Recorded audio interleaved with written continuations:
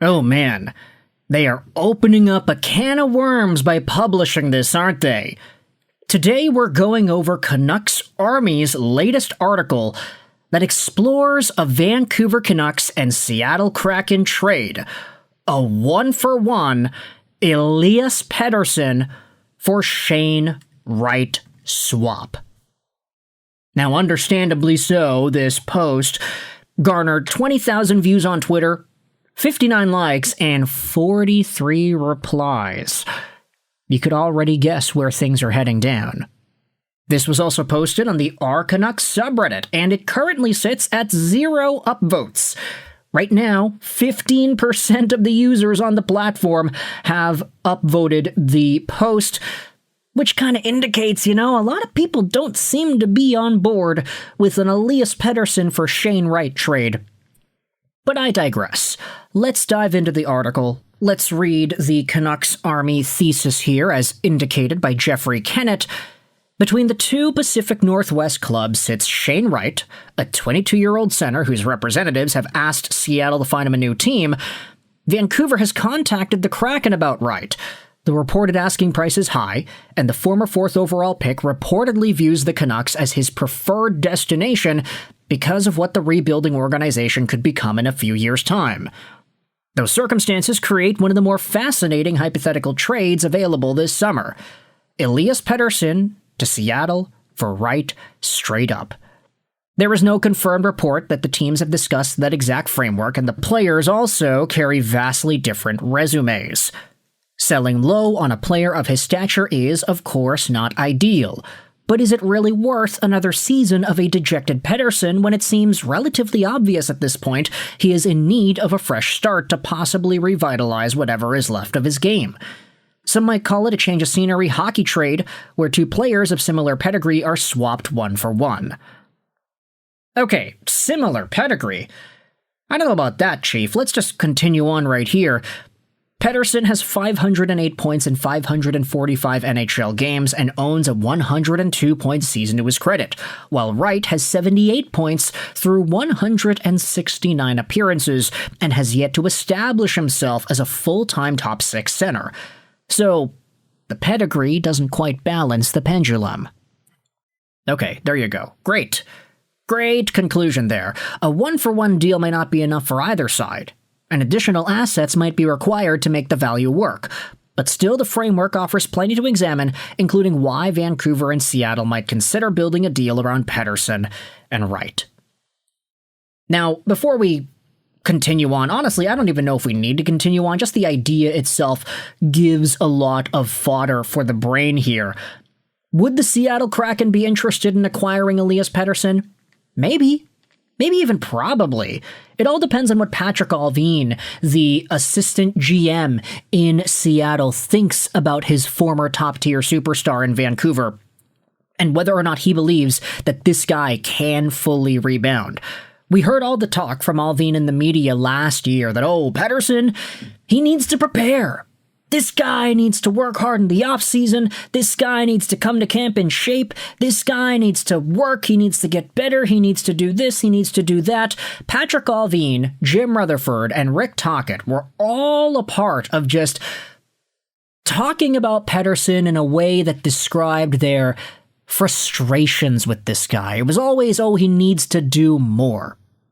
Yes, there was that really great season when Pettersson scored 102 points alongside of Andrei Kuzmenko, but think about it for a second. The majority of that year, Pettersson was playing with Boudreau, and there was a transition period, so it's not like Rutherford and Allvin were really singing their absolute praises to Elias Pettersson, saying that this guy was as good as he could have been.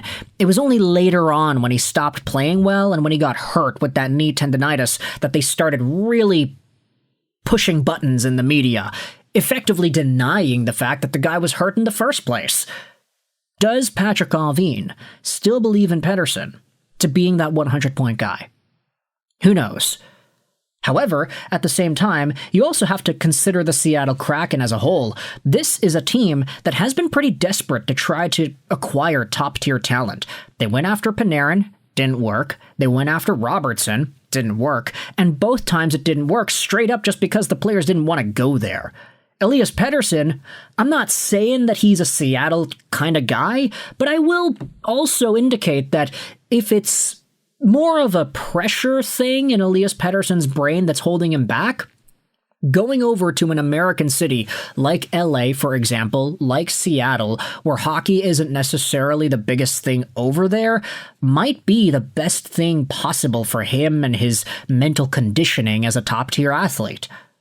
Oh, but you shouldn't need mental conditioning as a top-tier athlete when you're making $11.6 million a year. Yeah, I know, I get it, I understand that sentiment, and I do agree with it. In theory, you do not want your guys to be struggling when they're making this amount of money and having the struggle be mostly due to stuff going on that is beyond the player's physical capabilities. Oh, it's his teammates, they're bullying him. Oh, it's the team being hard on him. Oh, it's the head coach trying to reprogram his brain.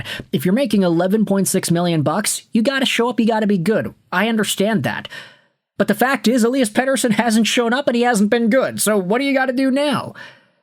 Either way, Pettersson going over to a team like Seattle would feel like a great way for him to just mentally reset. You know, you're going south, Highway 99, I-5, you're in Seattle, you're competing with the Seahawks and the Mariners and maybe the Supersonics if they ever come back, and it's like, all right, well, I'm not a superstar celebrity in Seattle like I was in Vancouver, and that's a great thing. Not a lot of pressure on me.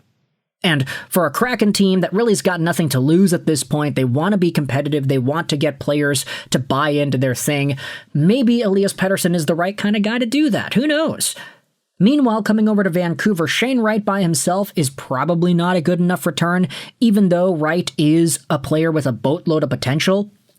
There was a period in Wright's career where we thought this guy was first overall caliber, this guy's going to be an 80, 90-point NHL player at one point, and that just hasn't really looked like the path he's been on lately. He went from 44 points to 27 points, so obviously there was a decline there, but the Kraken got worse too, and Wright's production was kind of hand-in-hand correlated with his deployment, and there were some games where he only had 3 minutes time on ice in total, and it's like, well, Shane Wright, everybody.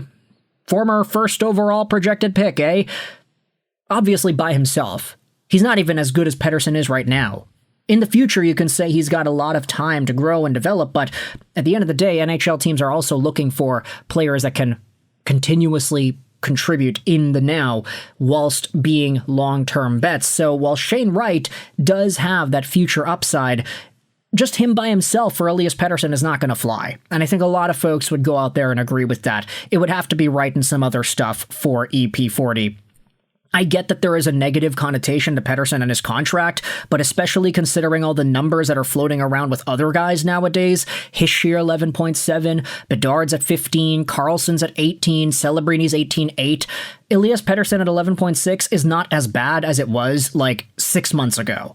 So I would go out there and assume that the price for this guy is improving a little bit in the same way that the Dylan Larkin trade price got more valuable with the Bedard signing.